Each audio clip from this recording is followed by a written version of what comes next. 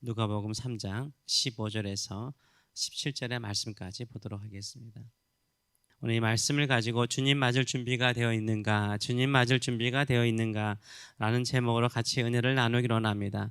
세례 요한은 자신을 찾아온 다양한 사람들에게 회개하라 라고 촉구하였습니다. 마태복음, 마가복음 보게 되면 회개하라, 천국이 가까이 왔느니라 라고 선포를 하였습니다. 그리고 그들에게 새로운 삶을 요구하였습니다. 변화된 삶을 선포하였습니다. 공평하고 정의로운 세상을 꿈꾸게 하였습니다. 이스라엘 백성들이 기다리는 하나님의 나라를 소망하게 하였습니다.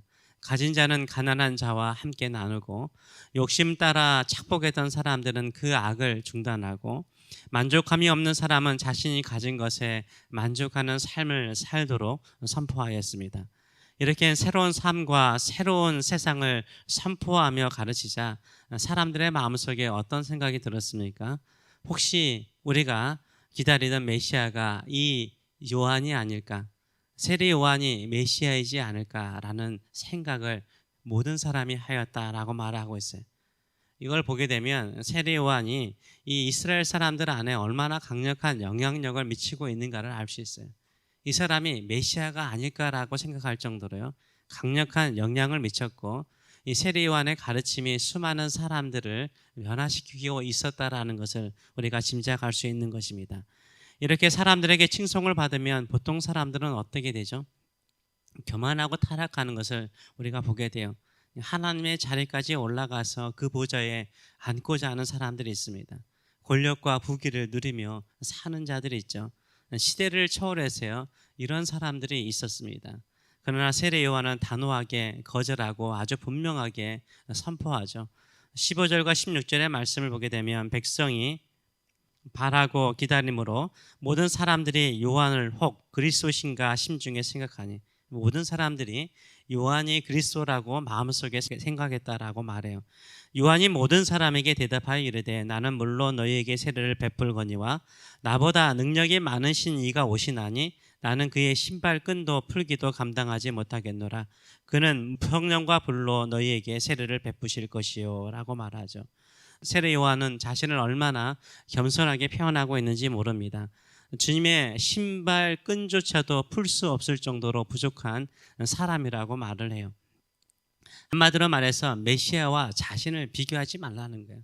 비교할 대상이 아니라는 거죠. 이 당시에 가장 천한 종이요, 주인이나 오는 손님의 신발끈을 풀어주고 물을 부어서 발을 씻겨주는 종이 가장 천하고 가장 낮은 종이었습니다. 근데 그것도 못한 종이라는 거죠. 세례 요한은 자신을 주님 앞에서 가장 낮은 자, 가장 작은 자로 표현하고 있는 것을 볼 수 있습니다. 그러면서 자신의 세례와 그리스도의 세례가 다르다라고 비교해서 설명합니다. 요한은 물로 죄 씻는 세례를 베풀지만 그리스도께서는 성령과 불로서 세례를 베푸실 것이라고 선언하고 있습니다. 물로 씻어도 우리는 다시 또 씻지 않습니까? 그래서 매일 아침마다 혹은 매일 밤마다 혹은 자주 물로써 씻곤 합니다. 물로 씻어도 다시 더러워져서 다시 씻는 것입니다. 요한의 세례가 그렇다는 거예요. 그러나 예수 그리스도께서 베푸신 세례는 성령과 불로써 임하는 세례라고 말을 하고 있습니다. 이 성령과 불은 저는 동격으로 봅니다. 같은 표현으로 보는 게 좋을 거라고 생각을 해요. 성령의 세례를 좀 강조하기 위한 거죠. 오순절에 성령께서 임하셨죠. 어떻게 임하셨어요? 불의 혀처럼 각 사람에게 임하셨어요. 각 사람에게 불의 혀처럼 임하셨습니다. 그래서 성령의 세례는 불세례와 같은 것입니다. 불은 모든 더러운 것을 태워버립니다. 남김없이 태워버립니다. 완전하게 없애버립니다. 그리고 완전히 새롭게 합니다. 성령은 우리의 모든 것을, 악한 것은 태워버리고 새롭게 하여 주시는 줄 믿습니다. 새로운 사람으로 거듭나서 새로운 나라를 꿈꾸게 하는 줄 믿습니다. 그런데 또 다른 불이 있다는 거예요. 요한은 이것을 말하고 있는데요, 그것은 무엇입니까? 지옥불이요. 지옥불도 있다는 거예요. 우리를 거듭나게 하고 새롭게 하는 성령의 불이 있는가 하면 꺼지지 않는 불이 있는 지옥불도 있다라고 설명을 하고 있어요. 17절의 말씀을 보게 되면 이 메시아가 와서 하는 일이 손에 키를 들고 자기 타작마당을 정하게 하사 깨끗하게 하사 알곡은 모아 곳간에 들이고 쭉정이는 꺼지지 않는 불에 태우시리라라고 말하고 있어요. 메시아가 오시면 무슨 사역을 하십니까? 우리는 구원한다라고 생각을 했는데 메시아가 오시면 그리스도께서 오시면 뭐 하신다고요? 심판하신다는 거예요. 알곡은 들여서 곳간에 드리고 쭉정이는 영원히 꺼지지 않는 불에 지옥불에 던질 것이라라고 말씀하고 있어요. 심판을 선포하는 거죠. 어떻게 보면 우리의 구원은 그렇습니다. 믿음으로 기다리는 자에게는 주님 오심이 구원이지만요, 악하게 하나님을 떠나서 사는 자에게는 심판이 되는 거죠. 타작마당을 깨끗하게 정해 놓으시고요, 정한 시간에 정한 것에서 예수 그리스도께서 심판하시죠.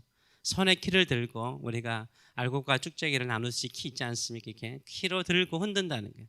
그래서 알곡은 곳간에 드리고 쭉정이는 꺼지지 않는 지옥불에 던져버리겠다라고 말하고 있습니다. 알곡과 쭉정이는 여러분도 알다시피 겉은 비슷하죠. 시골에 사신 분들은 아실 거예요. 겉은 비슷해요. 그러나 그 속에 채워져 있느냐, 그 내면이 채워져 있느냐, 비워져 있느냐는 키즈를 하면 다 아는 거거든요. 그건 날아가 버려요. 하나님의 나라가 임하면 우리는 구원만 받을 것으로 생각합니다. 여러분, 나는 예수님께서 오시면 구원받을 것이라고 생각하신 분이 있다면 진짜 믿음 생활 잘 하시는 거예요. 주님 맞을 준비가 되어 있기 때문인 거죠. 주님을 위해서 살았기 때문에 주님 오시는 것이 기쁨이 되고 즐거움이 되고 행복이 되는 거예요. 근데 주님 오시면 두려움이 생겨요. 무서움이 생겨요.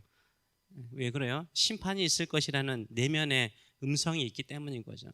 이때는 우리가 깨어야 돼요. 깨어서 다시 우리의 잃어버린 믿음을 회복하시는 저와 여러분 되시길 축원합니다. 그런 믿음으로 살아가시는 저와 여러분 되시길 축원합니다. 예수님의 사역은 양날의 칼과 같습니다. 구원자이시면서 심판주라는 거예요. 구원자이시면서 심판주라는 거예요. 그래서 천국 비유를 통해서 예수님은 반드시 구별과 분리가 있다라는 것을 말씀하셨어요. 양과 염소의 비유라든지 슬기로운 다섯 처녀와 어리석은 다섯 처녀라든지 달란트 비유를 보게 되면 구별이 있잖아요. 마지막에는 반드시 구별이 있습니다. 그리고 그물 비유라든지 청지기 비유를 보세요.